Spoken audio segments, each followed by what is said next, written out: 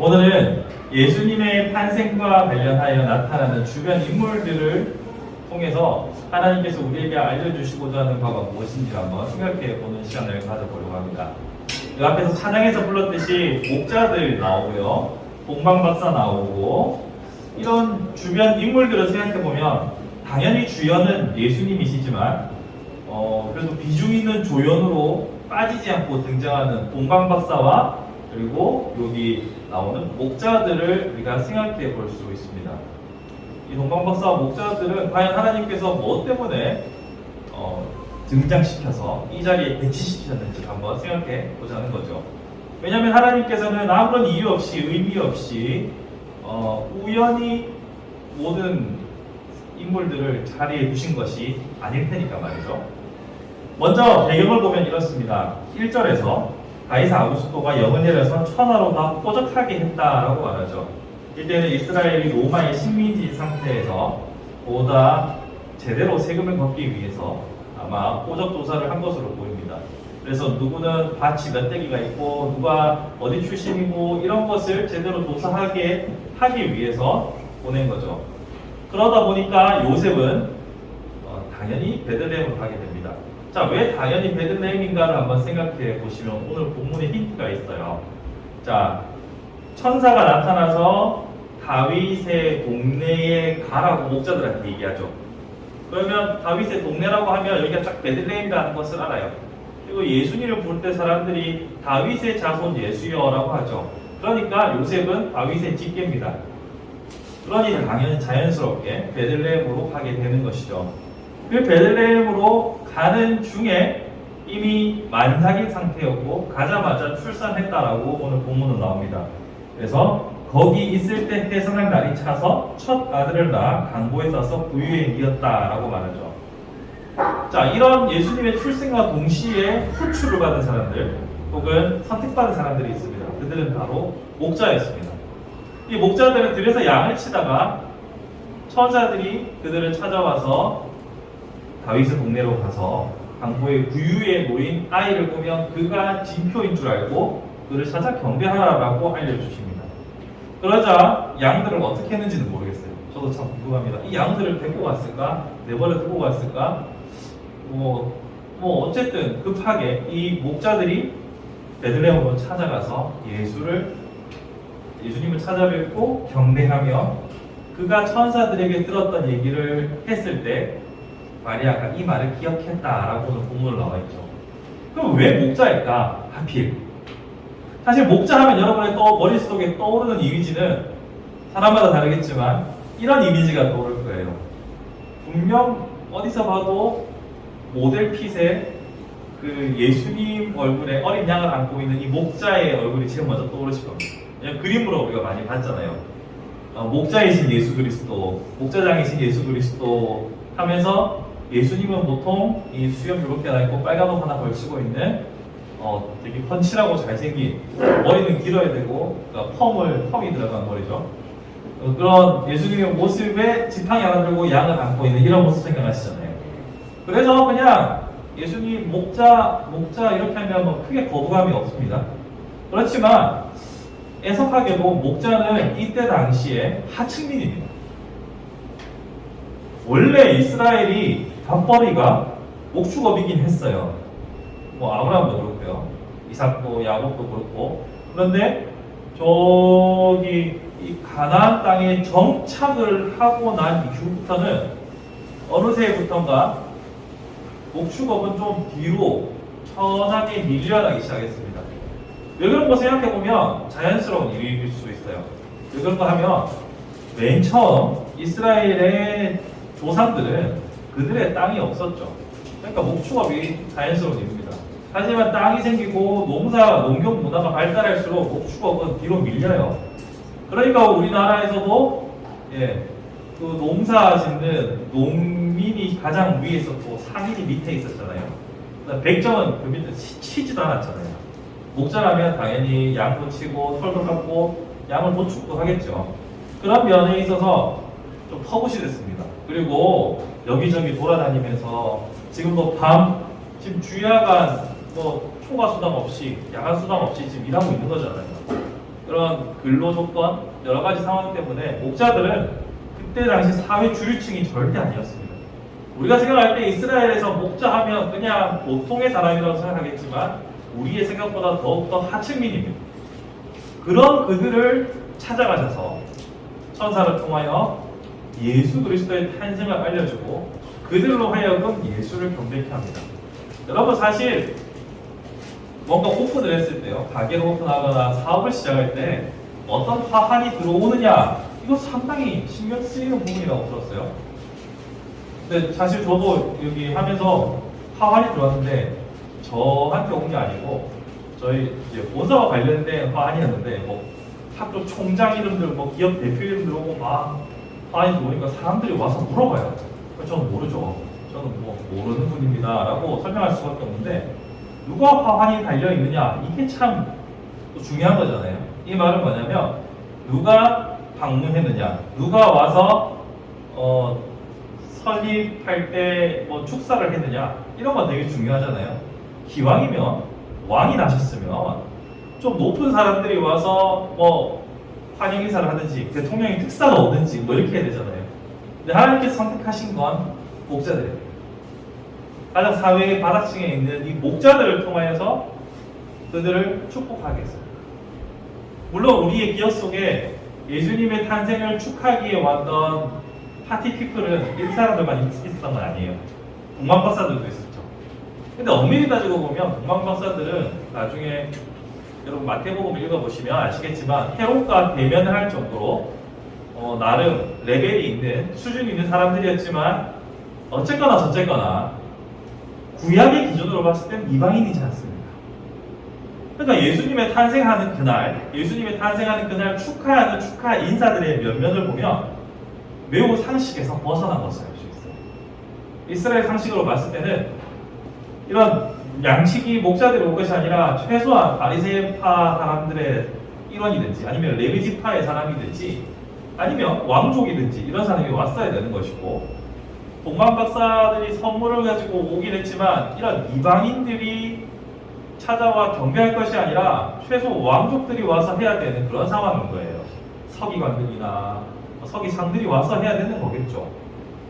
그런데 하나님께서는 그런 방법을 택하지 않으시고 오히려 낮은 자들과 이방인을 통해서 예수님의 탄생을 축복하게 합니다. 이것은 과연 우리에게 무엇을 시사하고 있을까요? 하나님께서는 이 동방 박사들을 통하여서 당신의 복음이, 그리고 당신의 사랑이 이제는 온 천하 만민에게 주어질 것을 우리에게 암시해 주고 계십니다. 더 이상 이스라엘에 국한된 것이 아니요, 온 민족과 온 나라, 나중에 우리가 받는 대사명, 땅 끝까지 이르러 내 증인이 되라고 하시는 그 말씀 속에 기초로서 온 세상의 왕이시다라는 것을 이 동방의 박사들을 통하여서 하나님께서 우리에게 보여주고 계신 겁니다. 뿐만 아니라 가장 낮은 이들을 통하여서도 하나님께서는 기뻐하시고 일한다는 것을 보여주고 계시는 거죠. 그런데 이 동방 박사들은 클래스가 있으니까 제외고, 목자들을 생각해 봤을 때 이 사람들의 공로가 무엇인가 있나요? 이들은 하나님 앞에서 예수의 탄생을 축하할 만한 이런 인사들로 세워질 만한 공로가 있었는가 한번 생각해 보자고요. 없죠. 그들은 그냥 생업에 열심히 종사했을 뿐입니다. 그럼에도 불구하고 하나님께서는 그들을 택하여 세우신 거예요. 또 하나의 인물을 한번 추적해 볼까요? 성경에 인물은 안 나옵니다만 베들레헴 사람들을 한번 생각해 봅시다. 베들레헴 거민들이 예수님의 아버지 요셉과 마리아가 왔을 때 되게 푸대접을 했다라고 우리는 보통 생각을 하시죠. 왜냐하면 말부유에 예수가 누워 있으니까. 그런데 제가 최근에 본 책들에서는 그렇게 푸대접한 것이라고 볼 수는 없다라고 합니다. 다윗의 동네라고 했잖아요. 다윗의 동네에 그 밑에 후손이 왔어요. 그러면 동네 사람들이 다 알아요. 그런 사람을 자리가 없다고 내쫓을 동네는 그 시대의 문화로 봤을 때 상식적이지 않다라고 말합니다. 그러면 뭐냐면 옛날의 집들은, 여러분의 머리에서 이미지를 잘 따라보세요. 우리 옛날에 제 어릴 적에 시골에 가면 외양간은 밖에 따로 있었어요. 중간에 마당이 있고 본체, 사랑채 밖에 저 헛간이랑 또 화장실이랑 외양간 따로 있죠. 이때 이스라엘 문화에서는 외양간이 집 안에 있습니다. 집 안에 좀 깊은 입구에 딱 들어가면 외양간, 계단 밟고 올라가면 집, 이런 구조예요. 그리고 그 집과 외양간 중간 작은 턱에 구유가 있는 거예요. 그런 독채, 원룸 형태. 그런 원룸 형태의 예수님의 가족을 집 안으로 들였다는 건 그거는 충분한 호의를 베풀었다고 볼 수 있어요. 그러면 여기서 목자들과 동방박사뿐만 아니라 베들레헴 주민들까지도 예수님의 탄생에 하나의 조연으로 끼워 넣을 수 있겠죠. 자, 이렇게 생각해 보면 예수님 탄생과 관련된 주변 모든 사람들은 다 하나님의 택함을 받고 그에 맞는 반응을 했어요. 그래서 하나님의 역사의 기록이 되었어요. 근데 이 예수님의 탄생에 있어서 반대했던 부류도 딱 하나밖에 없습니다. 헤롯과 그 주변 왕실 인사들, 그들만 거부했어요. 그들만 거부했고 나머지 모든 낮은 사람들, 이방인들, 그러니까 주류라고 생각하지 않는 모든 사람들은 다 예수님의 오심에 반응을 하였고 그 결과로 역사에 남았죠. 무엇을 말씀드리고자 하는지 아시겠습니까? 내가 주인이 되고 내가 왕이 되어서 나의 중심으로 살아가는 모든 이들은 하나님의 영광의 때가 임하여도 그 영광의 때에 동참하지 못합니다. 하면 아무리 소외된 자, 낮은 자라고 하더라도 하나님의 은혜가 임했을 때, 하나님의 섭리가 나한테 다가왔을 때 동참하는 자에게는 하나님께서 영원히 그 이름을 기억하신다는 거죠. 성탄을 맞아서 예수 그리스도의 탄생과 관련된 주변 모든 사람들을 한번 가볍게 훑어보았지만 결국 그 누구도 공로는 없고 그 누구도 그렇게 뛰어난 만한 업적을 가진 사람은 없습니다. 하지만 그들은 예수를 환영하였고 그들은 하나님의 음성에 귀를 기울였고 하나님께서 여러 가지 방법으로 보여주셨잖아요. 이방인들에게는 징표를 통해서, 목자들에게는 직접 말씀하시는 걸 통하여서, 그리고 베들레헴 사람들에게는 율법의 이웃을 향한 사랑을, 호의를 베푸는 방식을 통하여서 하나님께서는 분명하게 당신의 뜻을 보여주셨어요. 그 보여주시는 것을 다른 말로 은혜라고 합니다. 하나님의 은혜가 임했을 때 그것을 받는 자에게는 영광이고 하나님의 은총이 임했을 때에도 불구하고 여전히 자신의 중심에서 떠나지 못하고 놓친 자들은, 헤롯과 그 주변 사람들은 여전히 역사 속에서 욕을 얻어먹을 뿐이죠. 사랑하는 성도 여러분, 오늘 우리는 예수님의 탄생을 살펴보면서 그들에게 임했던 은혜를 바르게 수용하고 받았던 자들을 살펴보았습니다. 그러면 우리의 삶에 있어서, 우리의 인생에 있어서 과연 하나님의 은혜가 임하는 순간들은 어떤 때가 있을까요? 예수님이 다시 이 땅에 다시 인간의 몸을 입고 오시는 그런 영광과 은혜의 해가 있을까요? 없죠. 예수님이 오시는 건 재림으로 역사의 끝입니다. 그렇지만 그와는 다르게 하나님께서는 때때로 우리에게 알지 못하는, 예상치 못한 방식으로 우리에게 은혜를 주실 때가 있어요. 그 은혜를 어떻게 수용하느냐, 어떻게 따르느냐, 이것은 우리가 생각해 볼 부분이라는 거죠. 우리가 여전히 우리 중심으로 우리가 스스로 왕이 되어서 헤롯처럼 그 모든 하나님의 음성들 앞에서 받기를 거부하고 있다면 우리는 과연 어떤 모습으로 살아가게 될까요? 한 번쯤 생각해 볼 부분입니다. 그러므로 하나님의 은혜, 하나님의 메시지, 하나님의 감동이 임할 때 즉각적으로 반응할 수 있는 깨어있는 자가 되기를 강구하는 것은 성도에게 매우 중요한 기도 제목이라고 생각합니다. 언제 어떤 메시지가 떠올릴지 어떻게 합니까? 우리는 몰라요. 5분 대기조처럼 늘 스탠바이 하고 살아가기는 쉽지가 않잖아요.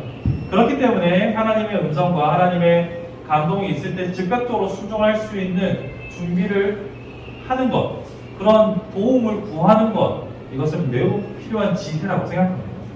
하나님, 제가 어떤 상황에서 어떤 하나님의 감동이 임하더라도 주저하지 않고 주의 뜻을 순종할 수 있는, 기꺼이 할 수 있는 마음을 주십시오. 평소에 기도하는 자와 그렇지 않은 자가 결과가 같으리라고 어떻게 생각할 수 있겠습니까? 말씀을 정리해 봅니다. 불현듯 찾아오는 모든 순간들에 우리가 바른 선택을 언제나 할 수 있는 것은 불가능합니다.